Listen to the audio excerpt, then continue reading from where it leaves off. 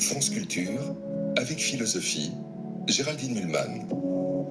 Souvent, le vendredi, nous puisons une question dans l'actualité récente ou dans des préoccupations communément reconnues comme importantes par notre époque. Parmi ces préoccupations, il y a assurément celle qu'a chaque individu, en Occident du moins, de parvenir dans sa vie à exprimer vraiment qui il est. À comprendre aussi le mieux possible qui il est, par son métier, par sa vie amoureuse, par ses amitiés. C'est cette... Alors voilà, donc aujourd'hui, je voulais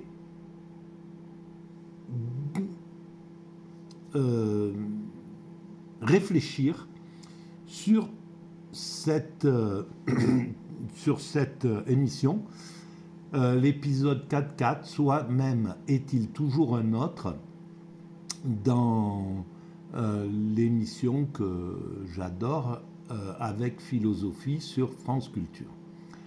Donc, voilà ce qui vient d'être dit. Est-ce qu'on va repartir là? Voilà. On va réécouter. C'est en fait le problème de l'identité. Alors, je vais laisser défiler la... France Culture, avec philosophie, Géraldine Mühlmann. Souvent, le vendredi, nous puisons une question dans l'actualité récente ou dans des préoccupations communément reconnues comme importantes par notre époque. Parmi ces préoccupations, il y a assurément celle qu'a chaque individu, en Occident du moins, de parvenir dans sa vie à exprimer vraiment qui il est. Voilà, alors, l'Occident, en Occident, déjà, arriver à exprimer qui nous sommes, c'est évidemment quelque chose d'important. Mais, à mon sens, on ne parvient à exprimer qui nous sommes réellement qu'à travers l'extase. Ce que nous sommes réellement, hein, c'est-à-dire en tant qu'être vivant, posé sur cette planète, à l'intérieur de cet écosystème, nourri de cet écosystème, respirant, qui ne peut vivre que en respirant les atomes d'oxygène, d'hydrogène, etc., en utilisant, en se nourrissant des atomes qui viennent de cet écosystème, etc. Donc cet être humain, cette constitution, arriver à l'exprimer totalement, il n'y a qu'à travers l'extase qu'on parvient à exprimer la réalité de cette chose-là. Après, l'identité, c'est autre chose. Alors, est-ce que en Occident, nous serions plus près, en cherchant à savoir qui nous sommes réellement, plus près que l'Inuit, que l'Aborigène, que peu importe, que le Bédouin du désert, qui a une vie complètement différente de celle que nous connaissons en Occident.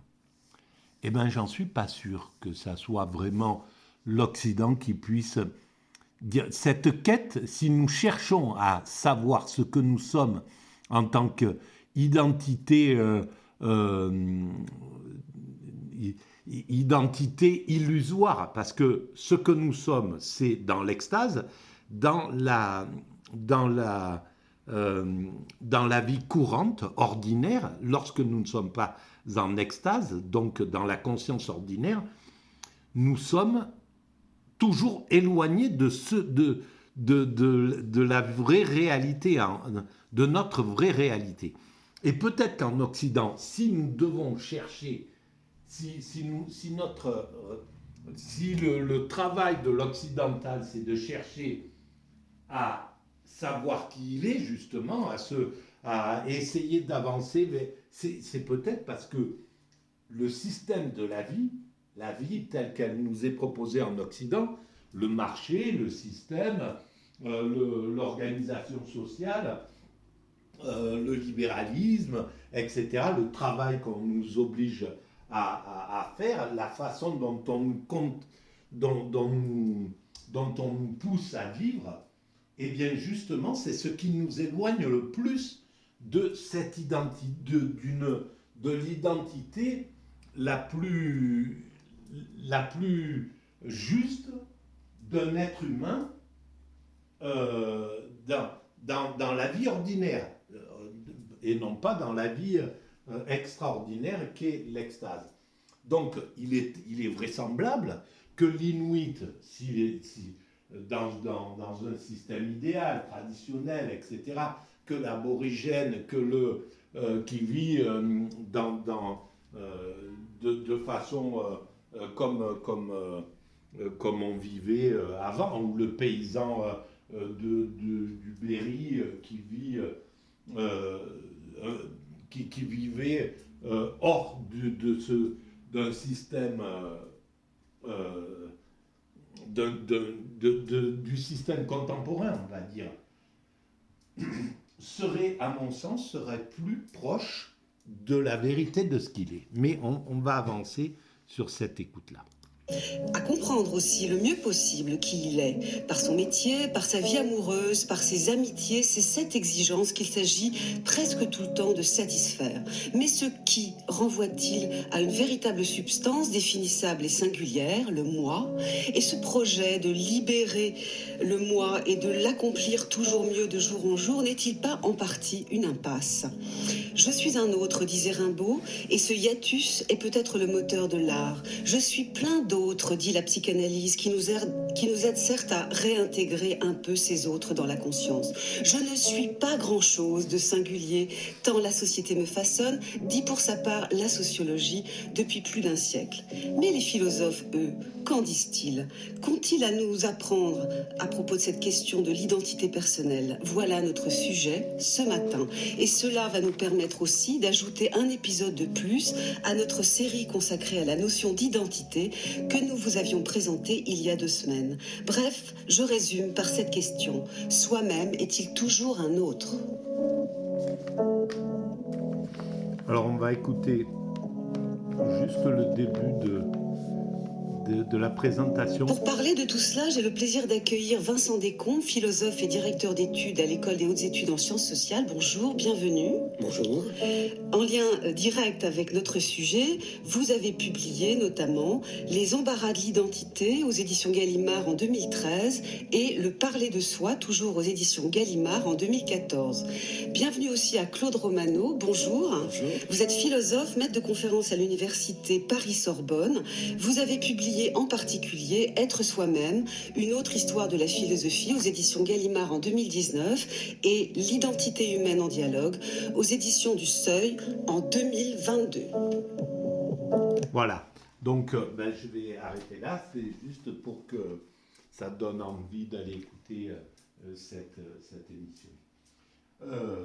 Alors, pour moi, le problème de l'identité, d'après ce que j'ai à peu près compris dans cette émission, il s'agirait en somme d'être comment se présenter aux autres de façon fiable, rester ce que nous sommes, par exemple.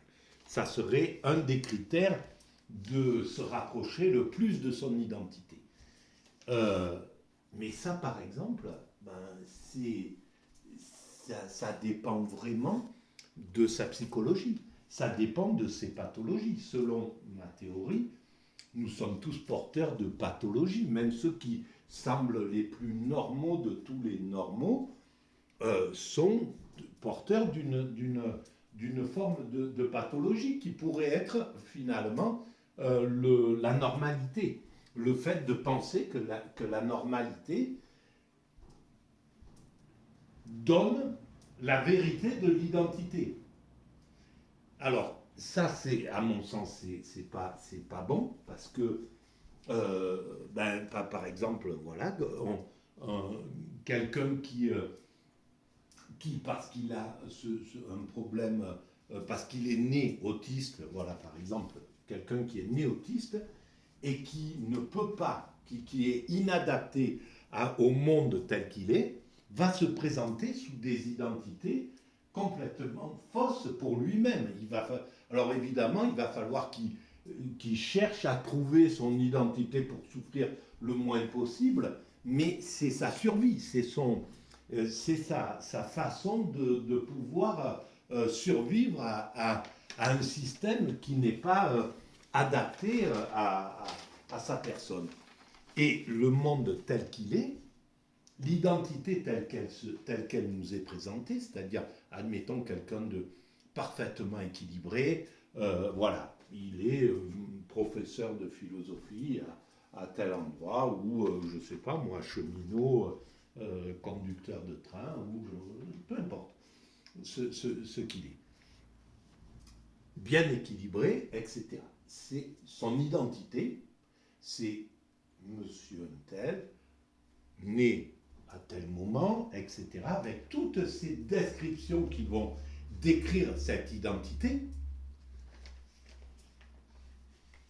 et qui vont faire que on va croire qu'il est cette personne-là, qu'il est ce professeur de philosophie, qu'il est... Donc, quand on va le rencontrer, quand on est au contact de cet homme-là, et même quand lui-même se présente et au contact des gens dans la vie ordinaire, il va donner cette vision de ce qu'il est dans les choses.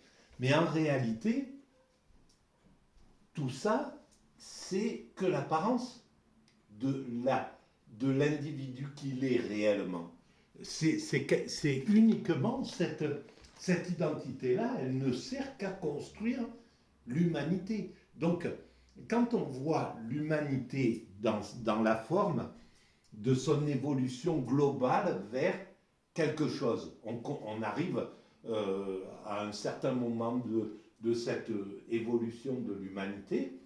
Voilà, moi je suis né au milieu du XXe siècle, je vais sans doute mourir avec un peu de chance au milieu du XXIe siècle ou un peu avant, etc.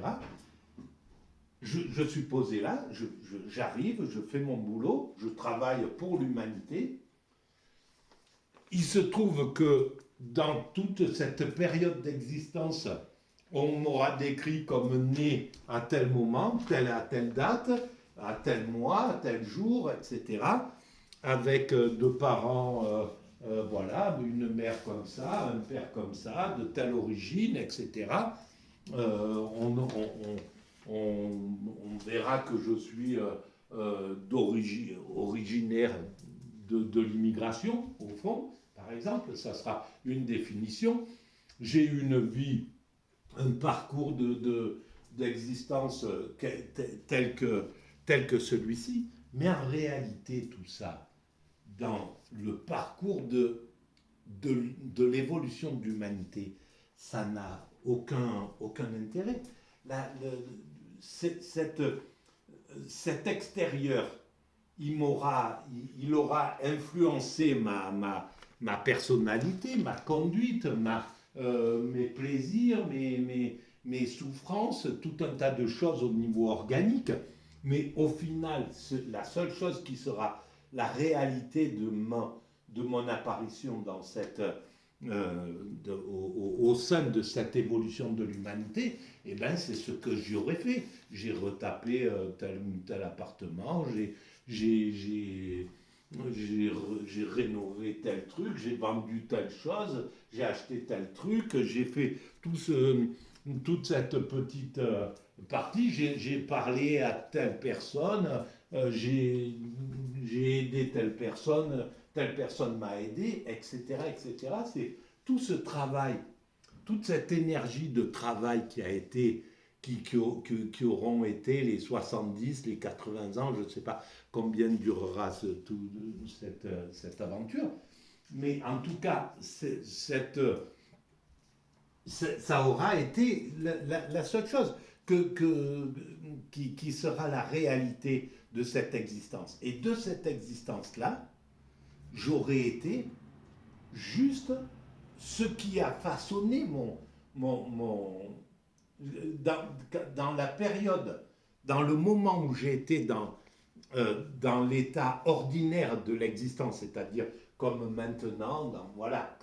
Or, la semaine que j'ai vécue en état d'extase, hors de cette semaine-là, j'ai été tout le temps, a été un autre, j'étais un autre, j'étais quelque chose d'illusoire qui a été juste un corps qui devait, un corps, un esprit qui devait créer quelque chose pour travailler, agir, faire telle et telle chose pour cette humanité.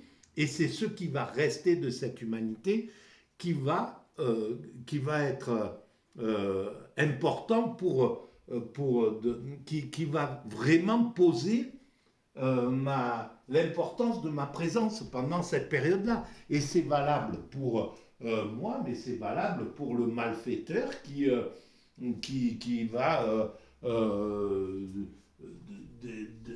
développer aider à développer les lois parce qu'il va abuser de ses congénères et il va obliger la société humaine. Bon Dieu que c'est laborieux là aujourd'hui quand je parle, c'est une catastrophe. Bon, enfin bref. Et donc voilà. Alors en tout cas, le jeu est un autre. C'est vraiment la vérité.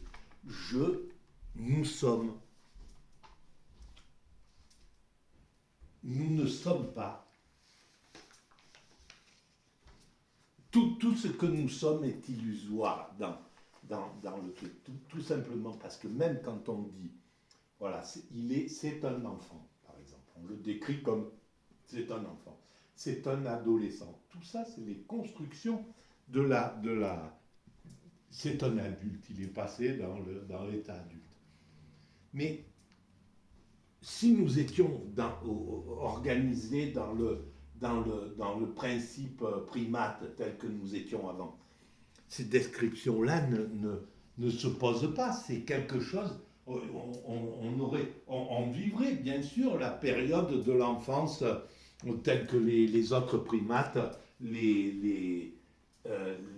la vivent. Ils passent par l'enfance, il y a eu un moment qu'on pourrait appeler adolescence, mais c'est bien quelque chose qui est construit là-dedans.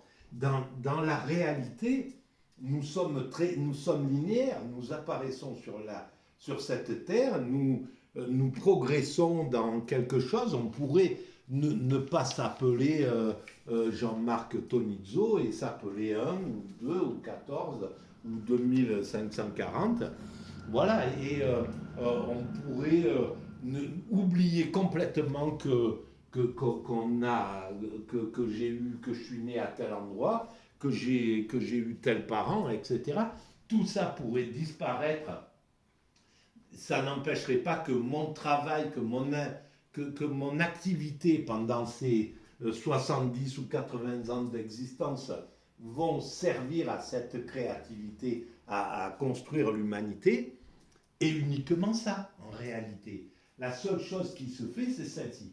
Et quand on atteint l'état d'extase, là, on est réellement qui nous sommes.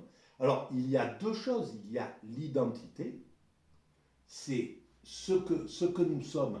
Et même, en fait, par exemple, se donner, d'être en somme, être soi-même ou ne pas être soi-même, se défausser à soi et aux autres, répondre de ses actes, être responsable, par exemple. Tout ça, c'est extrêmement subjectif. On est tous, même l'irresponsable est fondamental dans l'évolution de l'humanité, puisque quand il agit sous la forme de l'irresponsabilité, on va le critiquer, il va agir sur l'humanité, il va obliger l'humanité à réfléchir, qu'est-ce qui se passe, pourquoi il est comme ça, etc. Donc il a un travail, il a une vocation, il travaille autant que le responsable. Donc en réalité, notre identité, elle ne peut pas se baser sur quelque chose d'éthique, sur justement ce que Hegel dit, l'illusion de la belle âme. En réalité, l'humanité tout entière est dans l'illusion de la belle âme. C'est ça le truc, c'est que à partir tant que l'humanité ne reconnaîtra pas le travail du forcené, le travail de l'handicapé, le travail du malfaiteur, le travail du toxicomane, le travail du SDF, le travail de celui qui semble agir comme ça, qui agit de façon irresponsable dans son existence, eh bien, tant qu'on n'aura pas compris l'importance de ces actes-là, même si on doit se forcer à dire que ce qui est juste, c'est d'être responsable, ce qui est juste, c'est de ne pas être malfaiteur, ce qui est juste, c'est de se comporter de telle manière, ce qui est juste, ce qui est le plus juste, c'est de ne pas sombrer dans l'alcoolisme, dans la toxicomanie ou quoi que ce soit, de ne pas faire de mal à soi, de ne pas faire de mal aux autres, etc., etc. Tout ça, c'est ce que la société, elle est obligée de prôner. Et c'est très bien. Mais tant qu'on n'aura pas compris que c'est une illusion et que l'inverse est aussi fondamental pour l'évolution de l'humanité, même si on doit le condamner, eh bien, on est dans l'illusion. On est dans l'illusion que l'identité, c'est de se montrer égal à soi-même. Et en fait, par exemple, l'identité de l'autiste, et il ne peut pas se présenter comme ça. Et pourtant, il est fondamental à l'humanité. Et vraisemblablement, il va devenir de plus en plus fondamental à l'humanité. Il est peut-être la vision de l'exagération de ce vers quoi nous devons aller, c'est-à-dire une sorte de naïveté, une sorte de simplicité, je ne sais pas exactement, mais bon, c'est possible. Donc, et pourtant, eh ben,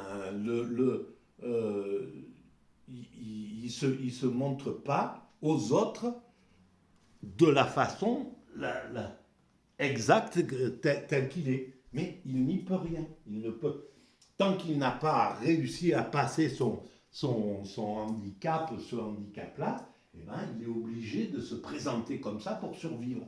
Voilà. Et cette façon d'être qui est en fait, nous ne sommes jamais ce que nous représentons. Ce que nous représentons, pour aller dans l'exagération, ce que nous représentons, si nous voulions être vraiment, montrer réellement, arriver à montrer vraiment l'identité comme Rousseau le montre, comme Rousseau le cherche dans cette exagération dont il parle à la fin et qui était superbe. Il dit, voilà, il y a les présentations outrées de Rousseau ou de ceux qui veulent se présenter sous la plus belle façon, et puis ceux qui disent l'inverse, qu'en fait que celui qui veut se présenter le mieux possible, c'est le pire en somme. Voilà. Donc c'est une outrance d'un côté ou une outrance de l'autre. Mais si on voulait, mais on est tous dans cette outrance-là, si on était complètement... il faudrait être totalement limpide, c'est-à-dire qu'on sache exactement tous nos travers, tout ce qui fait notre existence. Rousseau, ben voilà comment il se masturbait, quelles étaient les images qu'il qu'il utilisait quand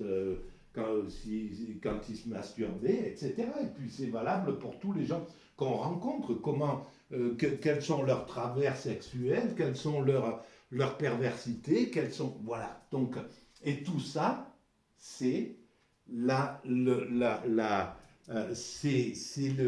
tout ce qui est, tout ce qu'on n'atteint pas au niveau de l'identité. L'identité d'un être humain, la plus grande partie, elle est justement dissimulée. Et il n'y a que dans l'extase qu'on est dans cette identité absolue. Mais dans l'extase, il n'y a plus ni le désir, ni la perversité, ni rien du tout. Tout ça, ça a disparu. Il y a juste la jubilation de l'instant. Il n'y a plus... Le cerveau est vide de toutes ces particularités. Elles ne sont pas contestables. On est construit comme ça. Dans la vie ordinaire, on a des fantasmes, on a des perversions, on a des ci, des ça, etc. On est des êtres ordinaires, quoi, dans cette chose-là. On a des caractéristiques, on peut être tordu, on peut, etc., etc. Voilà, on est tous porteurs de ces secrets, en somme, des choses. Et ce qui fait qu'en réalité, on ne peut jamais donner notre identité. C'est toujours une illusion. Ce que nous donnons à voir, même si on essaye de coller le plus possible à ce qu'on est, c'est-à-dire être le plus fiable possible. Quand on dit quelque chose, on le fait. Quand on promet quelque chose, on le fait. Enfin bref, celui qui est vraiment posé dans cette personnalité, etc. Eh bien, ça ne donne pas son identité réelle, parce que la plus grande partie échappe à la réalité, à ce qui est. La plus grande partie est dans le secret, la plus grande partie est derrière, dans ce qu'on ignore. Et dans l'état d'extase, eh bien, c'est le seul moment où on est dans l'identité absolue. Et là, on est dans la clarté absolue de ce que nous sommes réellement. Parce que tout ce qui est secret disparaît. C'est pas que ça c'est clair, c'est que ça disparaît. On est limpide, on n'a plus du tout ces pulsions, ces travers, ces choses qui vont en dessous, etc., etc. Voilà. Alors donc, c'est ça le truc. Et d'ailleurs, voilà, quand à un certain moment, il parle de l'ébranlement qui est la relation amoureuse, la sexualité, etc. Qu'en fait, ça serait... bon, je ne vais pas aller là-dedans d'ailleurs. Voilà. Bon, enfin bref. Eh ben, par exemple, là, je suis juste comme je suis ordinairement, sans masque, sans rien du tout. Et ça fait partie aussi d'un choix. Mais bon, je m'adapte à ce choix-là. Peut-être c'est pas un véritable choix. Peut-être, pour moi, je trouve que c'est mieux de donner ma véritable personnalité, qui parle mal, qui n'arrive pas à tenir des propos calmes ou quoi que ce soit. Voilà, par exemple, là, c'est affreux cette vidéo. Mais pourtant, je vais la mettre sur Internet. La logique voudrait que je prépare mon truc, que je parle posément, que j'arrive à expliquer les choses de façon tranquille, etc. Et ça, on gagnerait en compréhension, parce que la plupart des choses intéressantes arrivent à la fin. Bon, bref,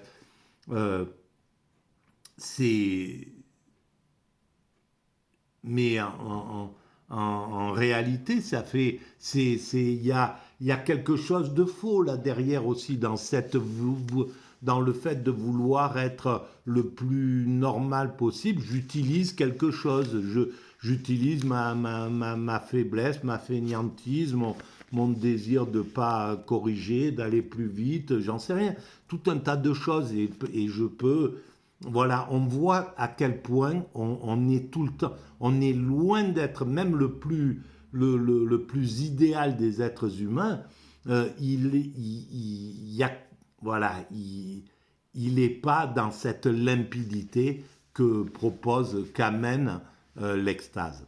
Et donc, la seule identité que nous avons réelle, notre identité réelle, c'est l'extase. C'est à travers l'extase que nous la touchons, que nous l'exprimons, que nous la montrons. Voilà. Et c'est pourquoi l'humanité va vers l'extase, vers son ultime perfection, l'extase. Voilà. Merci, à bientôt.